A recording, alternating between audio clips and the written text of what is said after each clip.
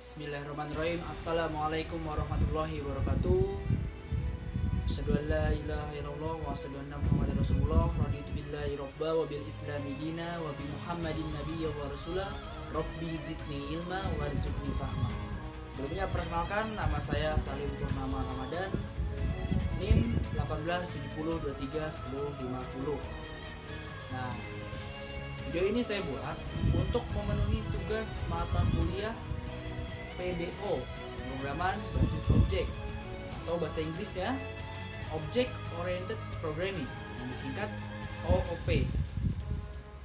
Nah, tugas yang diberikan ini akan membahas tentang konsep dari OOP tadi atau PBO. Bagaimana konsepnya? Saksikan video. Sebelum saya menjelaskan tentang tugas saya akan jelaskan dulu apa itu PBO. PBO adalah metode pemrograman yang berorientasi kepada objek. Jadi pemrograman kita ini berdasarkan kepada objek. Misalkan ya kayak remote control gitu kan, remote TV kita program supaya bisa memindahkan channel di TV. Contohnya gitu kira-kira. Nah, tujuan dari OOP atau PBO tadi adalah untuk mempermudah pengembangan program dengan cara mengikuti model yang telah ada di kehidupan sehari-hari kita. Jadi yang tadi saya sebutkan remote control gitu kan, atau remote TV, nah itu udah ada tuh. Kita kembangin lagi supaya bisa lebih ada fitur-fitur yang lebih baik lagi. Itu kira-kira. Program sebuah objek besar yang dibentuk dari beberapa objek yang lebih kecil. Seperti misalkan dalam suatu program itu, codingan program ya, itu isinya antara ada yang namanya variabel, function, terus method, dan lain sebagainya. Nah, di dalam yang tadi saya sebutkan tadi ada lagi dalemannya variabel. Misalkan ada tipe data di dalam variabel itu. Tipe datanya misalkan kayak integer, string, float, char, nah, dan masih banyak lagi. Nah, dari tipe data itu ada isinya. Isinya tadi variabel ya maksudnya. Nah, isinya ini berisikan tentang apa yang kita tuliskan dalam program tersebut.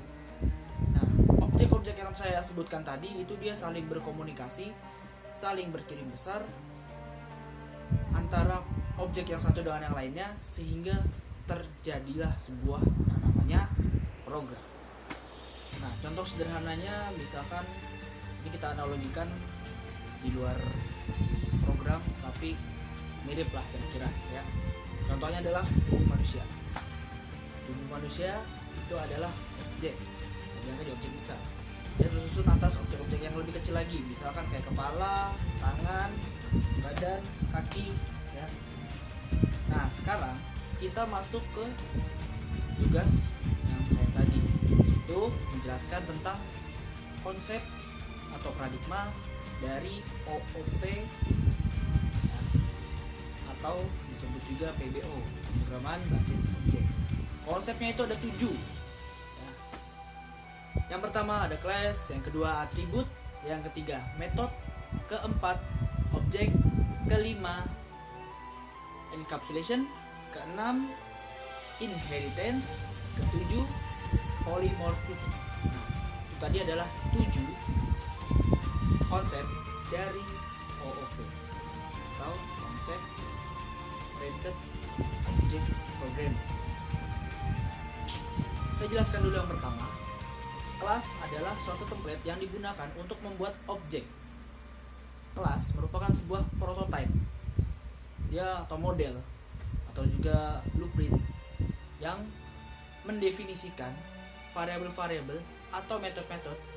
Jadi dalam kelas itu ada variabel, ada metode, dijelasin lebih lanjut lagi secara umum.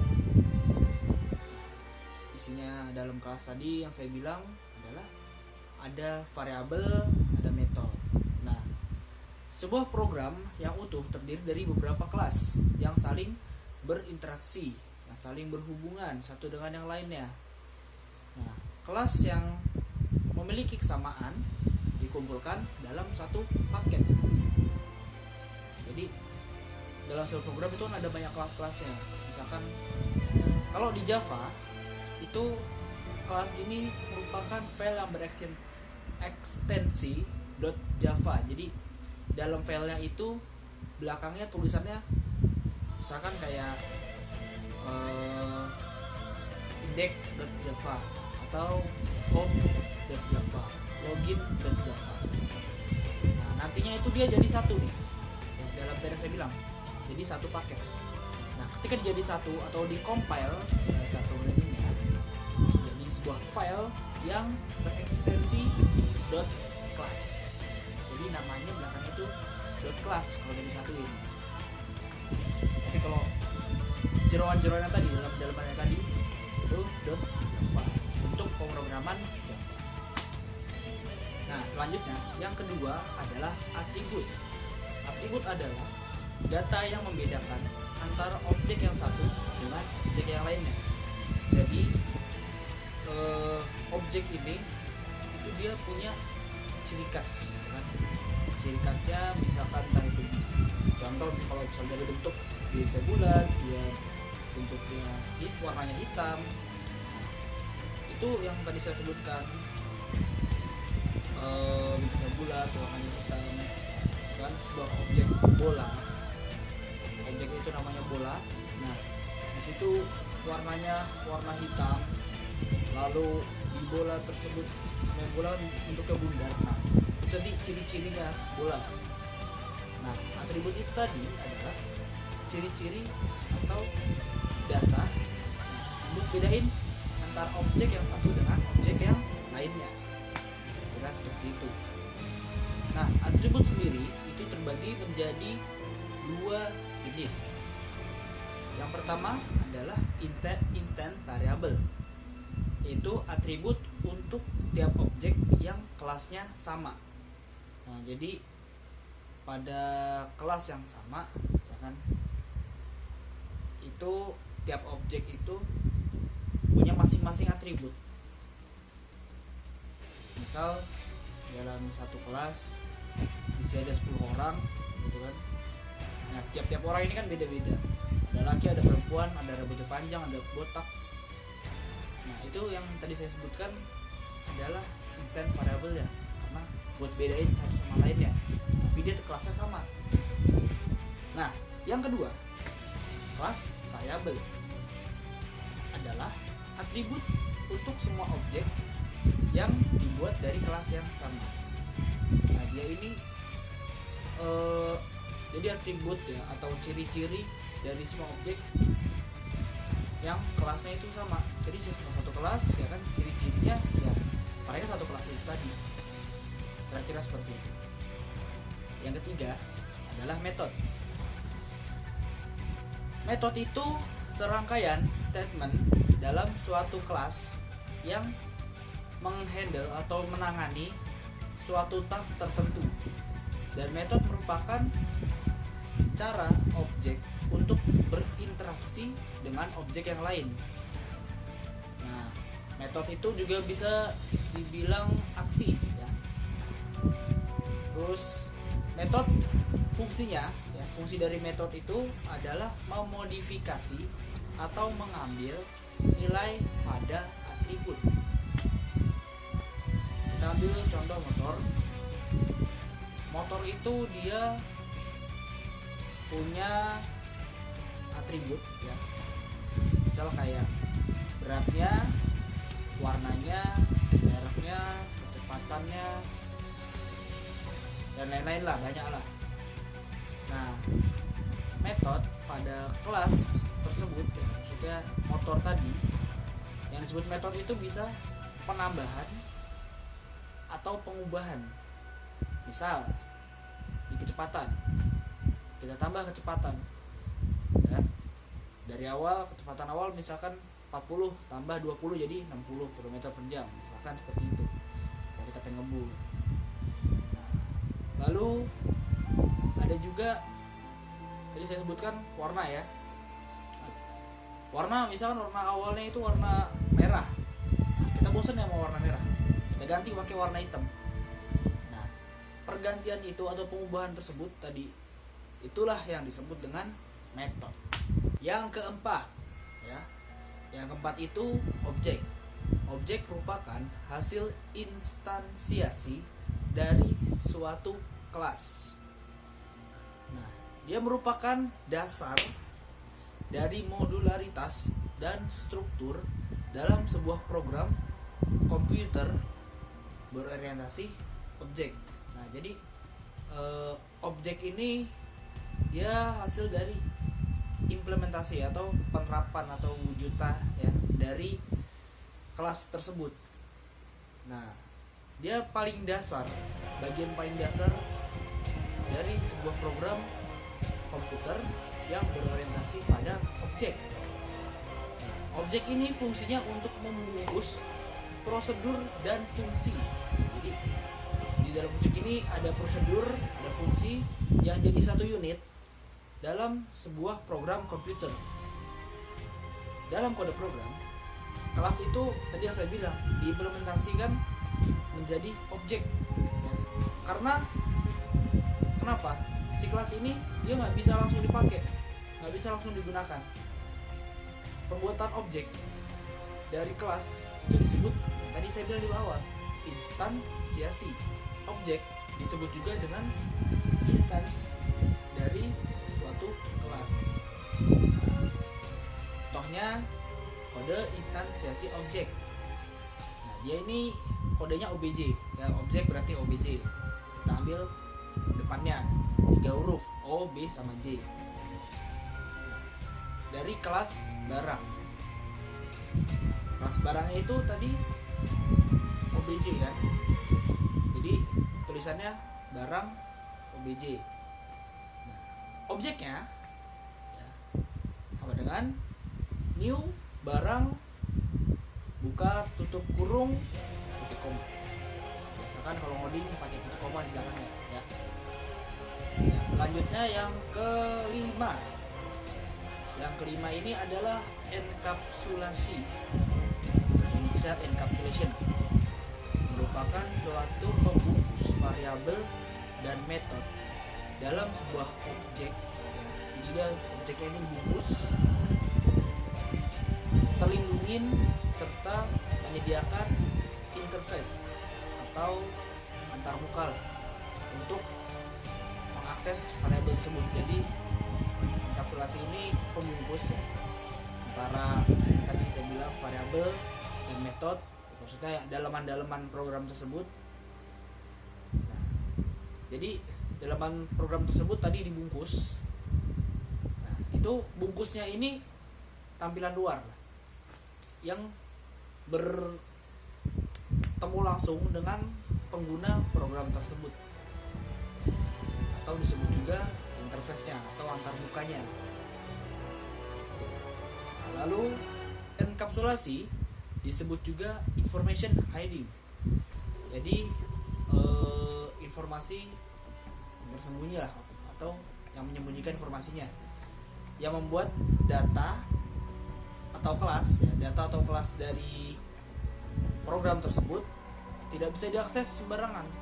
Jadi yang bisa akses ini cuman yang punya hak, misal admin atau programmernya, tapi usernya atau pengguna itu nggak bisa aksesnya.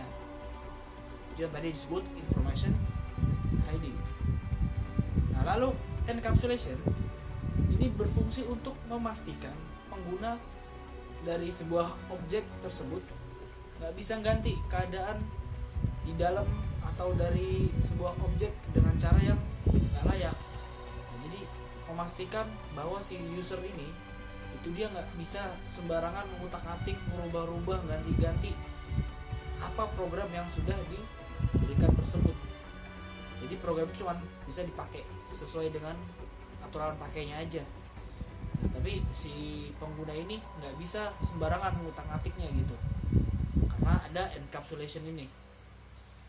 Nah, cuman metodenya aja yang dalam objek yang bisa dikasih izin. Maksudnya yang dikasih izin izin ya itu tadi yang saya bilang, adminnya kan, programmernya gitu. Jadi nggak semua orang, usernya nggak bisa sembarangan otak-atik dalamnya.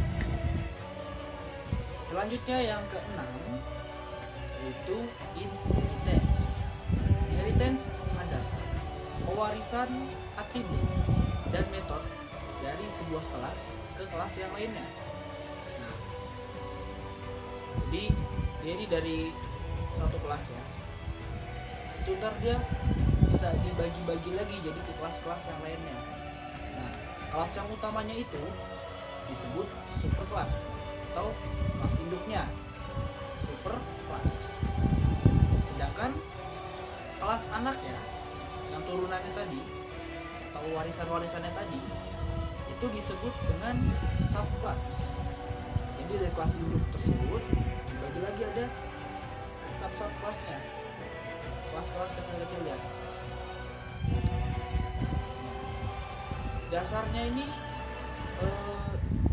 itu persamaan-persamaan yang dimiliki oleh beberapa kelas itu bisa digabungkan dalam sebuah kelas induk, sehingga setiap kelas yang diturunkan memuat hal-hal spesifik untuk kelas yang bersangkutan. Jadi antar kelas yang pewaris ini atau yang disebut dengan subclass tadi itu punya kemiripan sama kelas induknya atau superkelasnya. Contohnya gini, misal kelas induknya, kelas utamanya itu ibarat kata dia ini kayak kata umum. Lalu kalau kelas pewarisnya atau subkelasnya itu ibarat kata kayak kata khusus kalau di bahasa Indonesia. Contoh misalkan kelas utamanya adalah bela diri. Bela diri itu kan kata umum. Nah, bela diri ini punya kelas-kelas lagi di bawahnya, sub-subkelas lagi atau percabangannya. Ya, tapi masih masuk dalam bela diri, dia nggak beda. Dia beda tapi ada persamaannya, sama-sama bela diri. Tapi beda aliran, beda jenis. Misal kayak pencaksilat, taekwondo, karate, jiu-jitsu, muay thai. Nah, yang saya sebutkan tadi itu adalah subkelas ya, subkelas dari superkelas bela diri. Kurang lebihnya seperti itu. Ya, sekarang yang ketujuh yaitu polymorphism adalah sebuah kemampuan suatu objek untuk mempunyai lebih dari satu bentuk. Ya, jadi ini suatu objek dia punya lebih dari satu bentuk. Jadi maksudnya adalah satu nama tapi rupanya banyak, wujudnya banyak. Dalam suatu kelas bisa ada lebih dari satu metode dengan nama yang sama, tapi parameternya beda-beda. Sering ditemui dalam pemrograman GUI, ya, GUI dengan swing. Oke, contoh misalkan konversi suatu tipe data ke string. Ya, apapun tipe data sebelumnya, maka perintah konversinya sama. Jadi misalkan tipe data sebelumnya itu dia integer, ya, terus sebelumnya juga ada float, ada juga double, ada juga char, ada boolean, ya, tipe data yang saya sebut tadi. Nah, itu kan beda-beda tuh. Nah, kita konversi semuanya ke string. Jadi buat konversinya dari 5 tipe data tadi yang saya sebutkan gini. Kita mulai dari string nih, mau pindahinnya dari metode tadi ke string. Nanti string value of misalkan integer, berarti belakang of ini buka kurung int itu integer, spasi i tutup kurung titik koma. Yang lain juga sama, bisa char string value of kurung, tulis char, terus spasi, lambang C, tutup kurung, titik koma. Dan begitu juga yang lainnya, sama kayak boolean, float, double, sama kayak gitu juga. Yang beda cuman isi dalam kurungnya, depannya sama semua, string value of. Saya kira seperti itu.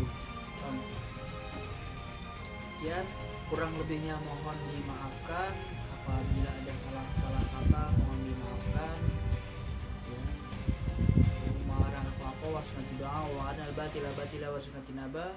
Alhamdulillahirabbil alamin. Assalamualaikum warahmatullahi wabarakatuh.